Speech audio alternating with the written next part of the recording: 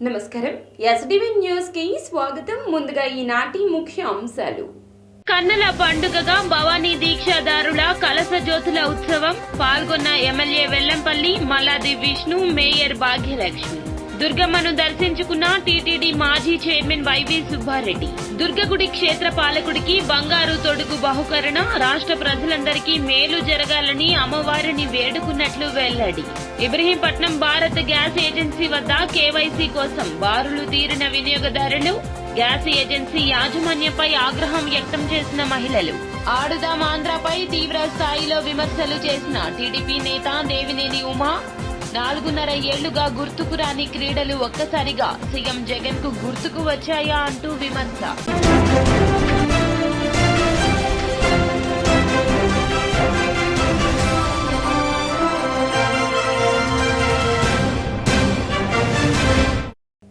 ఇక డీటెయిల్స్ చూస్తే విజయవాడ శ్రీ దుర్గామల్లేశ్వర స్వామివార్ల దేవస్థానం ఆధ్వర్యంలో భవానీ దీక్షాదారుల కలస జ్యోతుల ఉత్సవాన్ని నిర్వహించారు. రాష్ట్రం నలుమూలల నుండి వచ్చిన భవానీ దీక్షాదారులు విజయవాడ సత్యనారాయణపురం శివరామకృష్ణ క్షేత్రంలో జగన్మాత దుర్గమ్మకు పూజలు చేశారు. అనంతరం కలస జ్యోతులను గురు భవానీలు అర్చకులు వెలిగించారు. దేవస్థానం trust board chairman Rambabu, EO Ramarao, ఎమ్మెల్యేలు మల్లాది విష్ణు, వెల్లంపల్లి, మేయర్ రాయన భాగ్యలక్ష్మి కలస జ్యోతుల ఊరేగింపును ప్రారంభించారు. Gandhinagar, Eluru road, police control room, canal road పై వంతెన మీదుగా కనకదుర్గ నగర్ కు కలస జ్యోతుల ఊరేగింపు చేరింది.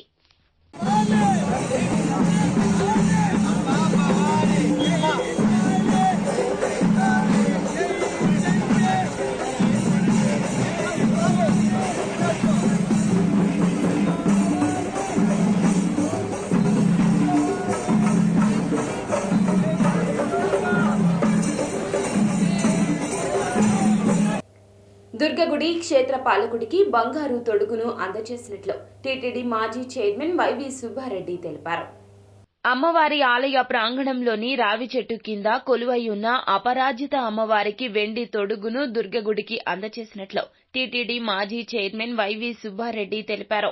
ఇంద్రకీలాద్రిపై కొలువై ఉన్న కనకదుర్గమ్మను సుబ్బారెడ్డి దంపతులు దర్శించుకున్నారు. వారికి దుర్గగుడి చైర్మన్ కర్నాటి రాంబాబు, ఇతర అధికారులు సాదరంగా స్వాగతం పలికారు. అమ్మవారిని దర్శించుకున్న అనంతరం వీరాంజనేయ స్వామికి భక్తులు తయారు చేయించిన బంగారం, వెండి తొడుగులు, అపరాజిత అమ్మవారికి వెండి తొడుగు, ఇతర పూజా సామగ్రిని దుర్గగుడి చైర్మన్ రాంబాబు, ఈవో కెఎస్ రామారావుకు పంపిణీ చేశారు. ఈరోజు పౌర్ణమి సందర్భంగా విజయవాడ కనకదుర్గ అమ్మవారి దర్శనానికి రావడం. ఈ సందర్భంగా అమ్మవారి ప్రార్థన చేస్తూ అమ్మవారి ఆలయంలో ద్వారపాలక ఆలయంగా పేరుగాంచిన ఆంజనేయ స్వామి ఆలయాన్ని, ఆంజనేయ స్వామి విగ్రహాన్ని మూలవిరాట్ విగ్రహాన్ని బంగారు తొడుగు, అదేవిధంగా ఆలయం వెండి తయారు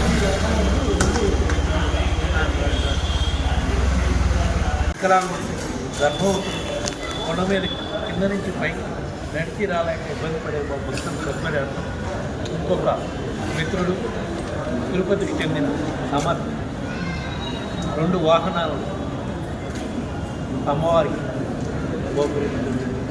ఈ వాహనాల వల్ల కింద నుంచి పైకి నడిచి రాలేని భక్తులకు ఈ వాహనాల ద్వారా ఉచితంగానే పైకి తీసుకొచ్చి మళ్ళా దర్శనం చేయించి కింద సౌకర్యంగా ఉంటుంది. కాబట్టి ఈ వాహనాలు భక్తులకు ఎంతో ఉపయోగపడేది వాహనాలు.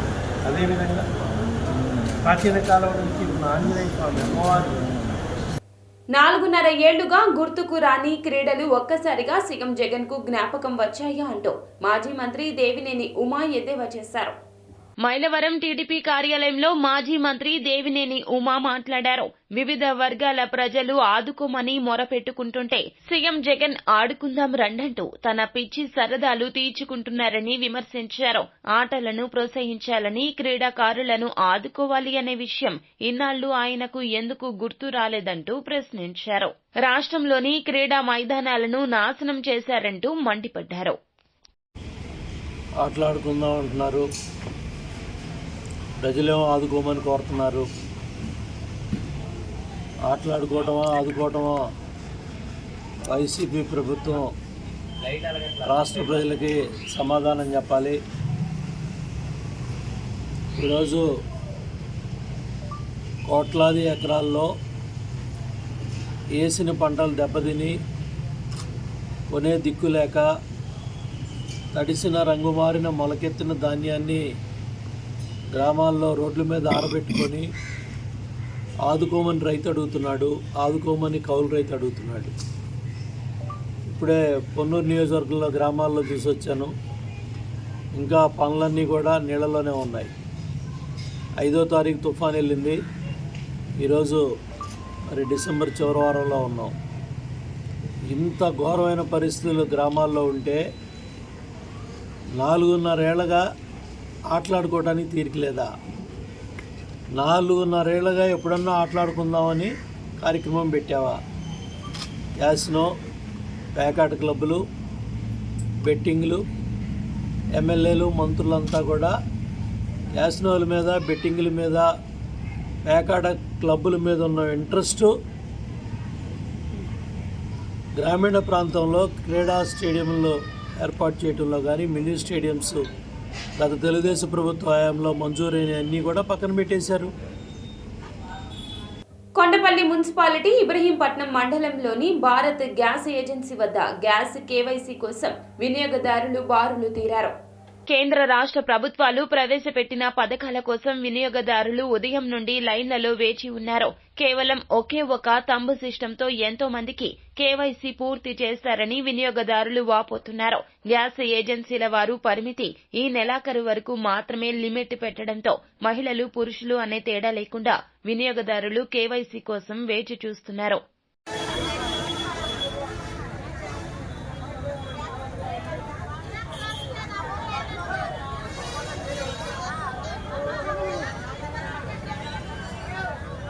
కాకాని వెంకటరత్నం వారసుడిగా ఆయన ఆశయ సాధన కోసం పాటుపడతానని కాకాని ఆశయ సాధన సమితి వ్యవస్థాపక అధ్యక్షులు తరుణ్ కాకాని వెల్లడించారు.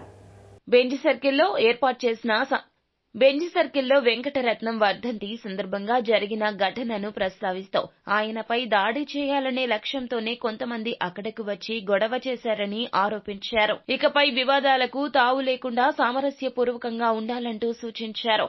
విగ్రహ పునః ప్రతిష్టను కొత్తగా ఏర్పాటు చేసినట్లు, శిలాఫలకం రాళ్లపై కాకాని చరిత్రను వక్రీకరించినట్లు చేసిన వ్యాఖ్యలు అవాస్తవమన్నారు. ఈ సమావేశంలో ఆచార్య ఎన్జీ రంగా ట్రస్ట్ అధ్యక్షులు గోగినేని ధనశేఖర్, లావణ్య, పవన్ తదితరులు పాల్గొన్నారు. వెంకటరత్నం గారనే ఆయన ఒక గొప్ప ఆశయాలు కలిగినటువంటి వ్యక్తి.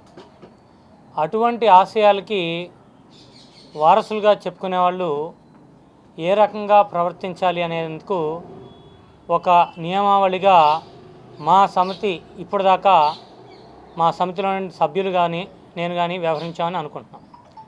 మరి నిన్న కాకాని వెంకటరత్నం గారి వర్ధంతి సందర్భంగా ఏదైతే బెన్సెట్లో ఆయన విగ్రహాన్ని మా సమితి ఖర్చుతో నిర్మించి ఆయనకి నివాళులు అర్పించడానికి కొత్తగా పార్టీ పెట్టినటువంటి జై భారత్ నేషనల్ పార్టీ అధ్యక్షుడైనటువంటి శ్రీ మన వివి లక్ష్మీనారాయణ గారిని మేము పిలిచాం.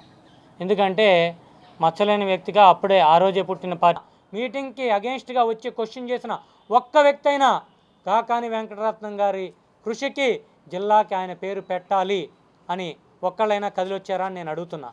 కనీసం వారు ముందుకు రాకపోగా నేను ఇనిషియేటివ్ తీసుకుని మొత్తం 16 ప్రెస్ల్లో ఇంగ్లీష్, తెలుగు మొత్తం 16 ప్రెస్ల్లో నేను ఇచ్చినటువంటి రిలీజ్ కలెక్టర్ గారిని కలిసి అప్పటి ప్రాసెస్ ప్రకారం ఫార్మాట్లో గవర్నమెంట్ వారు ఇచ్చినటువంటి ఫార్మాట్లో నేను అప్లికేషన్ సబ్మిట్ చేశాను. కనీసం ప్రెస్లో వచ్చాకైనా ఒక్కరైనా దాన్ని తిరిగి నిజంగా ఆయన మీద వెంకటరత్నం గారి ప్రేమ ఉంటే ఆ పని చేశారా అని ప్రశ్నిస్తున్నా. మరి ఇటువంటి కాగితాలు ఎన్నో ఉన్నాయి. ముఖ్యంగా ఎవరైతే గత 2-3 నెలల క్రితం నేను ఈ కమిటీలో జాయిన్ అయిన కాడి నుంచి తరుణ్ గారు ఏంటనేది హిస్టరీ అంతా నేను చూశాను. మొత్తం ఇదంతా నేను చూసే దీన్ని నచ్చే నేను దీంట్లో కంటిన్యూ అవుతున్నా. ఇలాంటి అవాంతరాలు వస్తాయనేది మేము చిన్నప్పటి నుంచి తిరిగిన వాళ్ళం, మాకు తెలుసు పరిస్థితులు ఏంటనేది. అవన్నీ రాకూడదనే రవి గారిది కానీ ఆయన విజయ్ కుమార్ గారిది కానీ దానిలో పెట్టి ఆయన గౌరవించి రవణయ్య అన్న ఆయన పెద్ద ఆయన అన్న ఇద్దరన్నా మాకు గౌరవం. కాకపోతే దురదృష్టం ఏంటంటే నా కళ్ళ ముందు ఇలా జరుగుతుంటే నాకు కొంత బాధ కలిగింది. ఇవన్నీ ఎవిడెన్స్లు ఉన్నాయి కాబట్టి నేను ఈ రోజుకి తరుణ్ గారితో ఇక్కడ కూర్చున్నానంటే ఇవన్నీ నాకు తెలుసు కాబట్టి నేను వచ్చి కూర్చుని మీ ముందు మాట్లాడగలుగుతున్నా. ఆ ధైర్యంతోనే నేను ఆయనకి సపోర్ట్ చేయగలుగుతున్నాను. అది నమస్తే. కాకాని ఆశయ సాధన సమితి సభ్యురాలుగా ఉన్నాను. నాకు తెలిసినంతవరకు ప్రతిదీ ఈ విజయ్ కుమార్ గారు అనే ఆయన ఏదైతే ఎద్దేవా చేశారో నిన్న, ఆయన మాటలు నాకే చాలా షాకింగ్గా అనిపించినాయి. ప్రతి దానిలో ఈ ప్రోత్సాహం అంతా మా తమ్ముడి వల్లే జరుగుతుంది అని చెప్పిన ఆయన నిన్న వచ్చి ఒక్కసారిగా నువ్వెవరు అనే క్వశ్చన్ చేయడంలో మేమే క్వశ్చన్ మార్క్కి వెళ్ళిపోయామంటే ఆలోచించుకోండి. అది విఎంసీ ఆధ్వర్యంలో గుణదల బిషప్ గ్రాసీ పాఠశాల ప్రాంగణంలో ఆడుదాం ఆంధ్ర కార్యక్రమాన్ని స్వప్నిల్ దినకర్ పున్కర్ ప్రారంభించారు.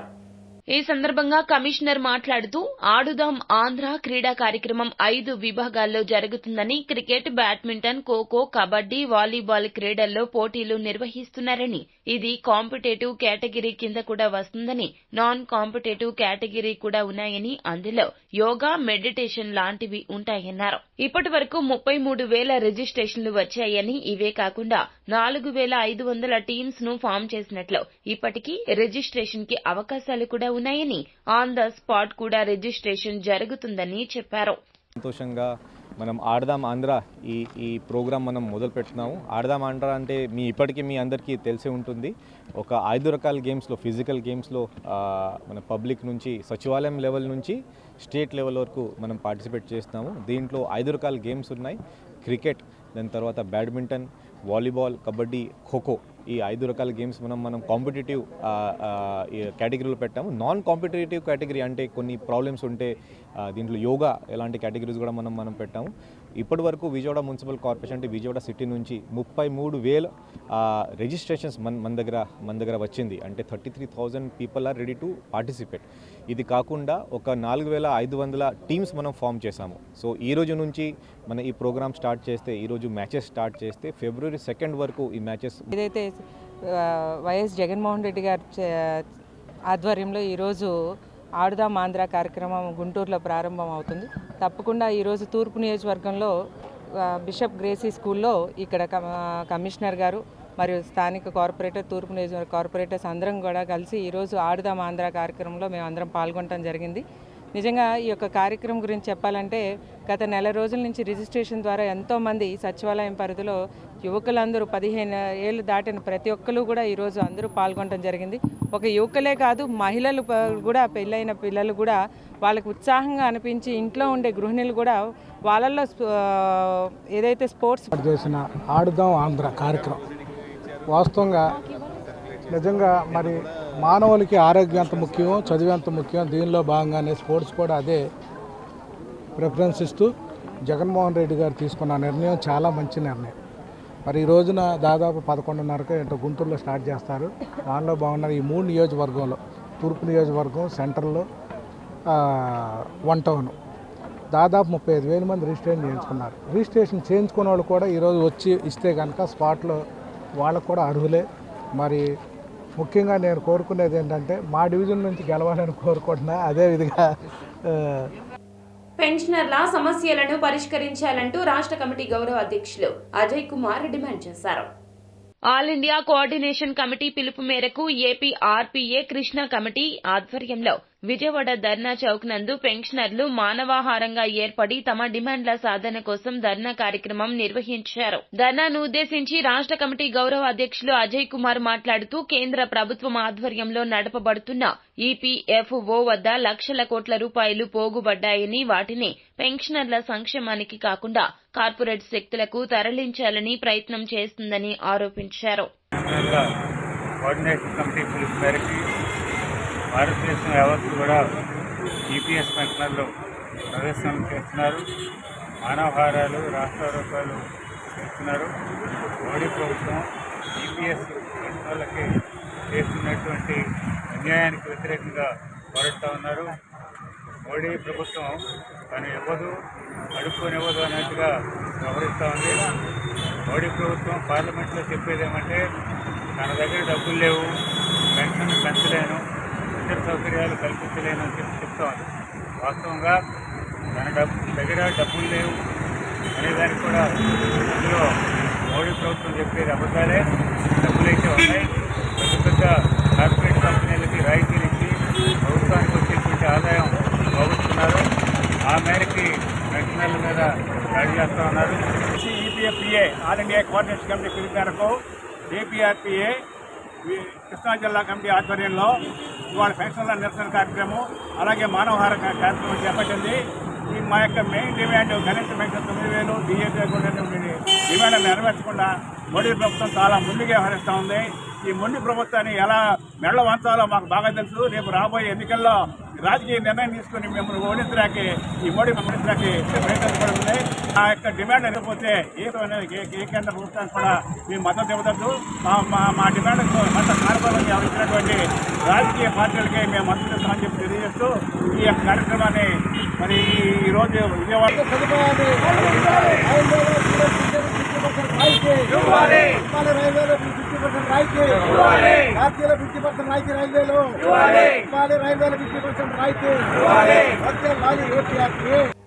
పెడనలో శ్రీ పైడమ్మ అమ్మవారి జాతర మహోత్సవాలు అత్యంత ఘనంగా ప్రారంభమయ్యాయి.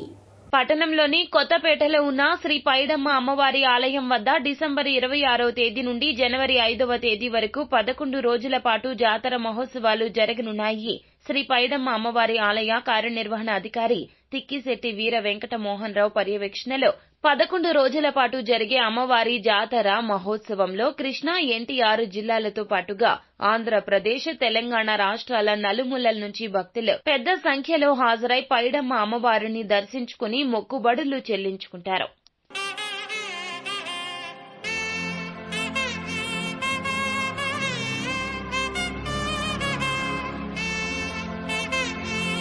భార్యను కాపురానికి పంపడం లేదని ఓ వ్యక్తి అత్త, భార్య, మరో ముగ్గురిపై అతి దారుణంగా విచక్షణ రహితంగా కత్తితో దాడి చేసి గాయపరిచాడు. దాడిలో అత్త మృతి చెందగా మిగిలిన నలుగురు ఏలూరు సర్వజన ఆసుపత్రిలో చికిత్స పొందుతున్నారు. పెదవేగి ఎస్ఐ ఎం లక్ష్మణ్ తెలిపిన వివరాల మేరకు పెదవేగి మండలం వేగివాడకు చెందిన షేక్ పఠాన్ బాజీకి కామవరపుకోట మండలం తడికెలపూడికి చెందిన షకీరాతో 7 ఏళ్ల క్రిందట వివాహం జరిగింది. వీరికి 6, 3 ఏళ్ల వయసున్న కుమారుడు, కుమార్తె ఉన్నారు. షకీరా తల్లి ఆశ కూడా వేగివాడ వచ్చి అల్లుడి ఇంటిలోనే ఒక వ్యక్తితో సహజీవనం చేస్తోంది. పఠాన్ బాజీ అనుమానంతో భార్యను వేధిస్తూ ఉండడంతో పెద్దల సమక్షంలో పంచాయతీ పెట్టి సర్ది చెప్పారు. అయినా సఖ్యత లేకపోవడంతో షకీరా తల్లి వద్ద ఉంటోంది. దీంతో పఠాన్ బాజీ అత్త, భార్యపై కక్ష పెంచుకుని మంగళవారం సాయంత్రం పథకం ప్రకారం కత్తితో దాడి చేశాడు. అత్త ఆశ తీవ్ర రక్తస్రావంతో అక్కడికక్కడే మృతి చెందింది.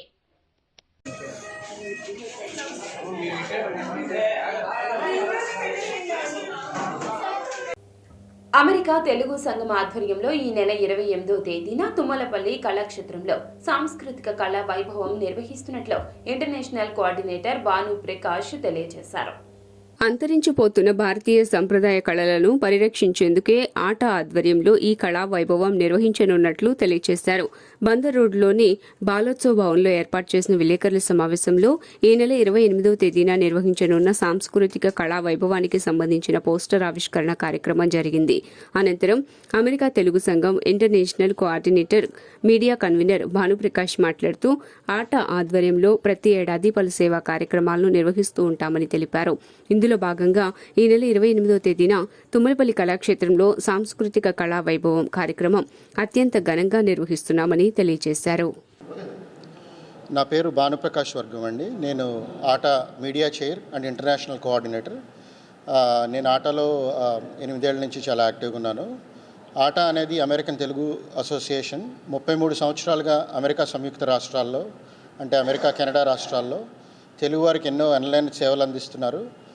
ఆట 18వ కాన్ఫరెన్స్ అట్లాంటాలో జూన్ 20-24 జరగబోతుంది. జూన్ 7 through the 9th ఆట అట్లాంటాలో కాన్ఫరెన్స్ కండక్ట్ చేస్తున్నాం. ఈ కాన్ఫరెన్స్కి ముందు ఆట వేడుకలని కండక్ట్ చేస్తున్నాం ఎవ్రీ ఇయర్. ఇప్పుడు డిసెంబర్ 10వ తారీఖు నుంచి ఇక్కడ బోత్ ఆంధ్ర అండ్ తెలంగాణలో దాదాపు 20 పైగా కార్యక్రమాలు నిర్వహించడం జరుగుతుంది. మా ప్రెసిడెంట్ ఎలక్ట్ జే చెల్లా గారు, కరెంట్ ప్రెసిడెంట్ మధు బొమ్మినేని గారు నా పేరు లక్ష్మీ నరసింహారావు చెరుకు. నేను విజయవాడలో ఈ ఆటవారికి సహకరిస్తూ ఆటవారి కార్యక్రమాలు కోయిన్సైడ్ చేయడం కోసం విజయవాడ నగరంలో మనం వారికి సహకరిస్తున్నాము. వారు 28వ తారీఖు విజయవాడ తుమ్మలపల్లి కళాక్షేత్రంలో మధ్యాహ్నం 3 గంటల నుంచి సాయంత్రం 8 గంటల వరకు సాంస్కృతిక కళా వైభవం వారు నిర్వహిస్తున్నారు. వారికి మేము విజయవాడలో జాషువా సాంస్కృతిక వేదిక తరఫున విజయవాడలో వారికి సహకరిస్తున్నాము. వారికి విజయవాడలో కూచిపూడి నాట్యము, భరతనాట్యము, అట్లానే కోలాటములు. బాబు వాణి హై స్కూల్ కరెస్పాండెంట్ని. తెలుగు ప్రజలకి ఏ విధమైన ఇబ్బంది వస్తే నేనున్నానంటూ ఆట ఉంటుంది. ఆట తెలుగు ప్రజలకి ఆశాకిరణం. అలాంటి ఆట వారు ఆంధ్రాలో, తెలంగాణలో చాలా కార్యక్రమం నిర్వహిస్తున్నారు. జూన్ 7, 8, 9 కార్యక్రమం ఉంది అమెరికాలో. అలాగే 28వ తారీఖున తుమ్మలపల్లి కళాక్షేత్రంలో ఈ యొక్క కార్యక్రమం నిర్వహిస్తున్నారు. పొద్దున్న మెడికల్ క్యాంపు, అలాగే మారథాన్ రేస్ ఉంటుంది.